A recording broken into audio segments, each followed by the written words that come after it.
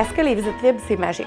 On se fait souvent demander par les vendeurs, est-ce que tu vas faire une visite libre? Honnêtement, présentement, dans le marché actuel, ça dépend.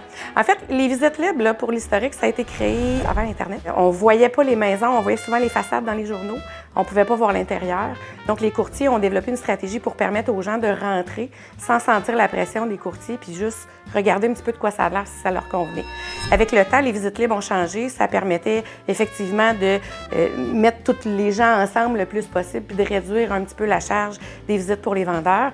Puis maintenant, je vous dirais, il y a beaucoup d'actions dans les visites libres. Mais moi, souvent, ce que je vais recommander à mon vendeur, c'est de dire, écoutez, les acheteurs sérieux dans le marché magasinent avec des courtiers. Ils vont prendre rendez-vous. Ils vont vouloir avoir le temps de faire le tour tranquillement, pas avec 20 personnes. Prendre le temps de se projeter dans la maison. C'est vraiment difficile quand il y a une file dehors ou qu'il y a des enfants qui crient, des gens qui parlent. On ne se sent pas chez nous. Donc, moi, je ne suis pas une fan des visites libres. Après ça, ça va dépendre de la propriété. Si vous avez une propriété qui a des caractéristiques vraiment particulières, des choses qu'on ne voit pas souvent, des espaces divisés un peu différemment, peut-être que là, ça vaudrait la peine de le faire. Mais c'est toujours une question de stratégie. Donc, pour la meilleure stratégie, vous m'appelez, on regarde ça ensemble.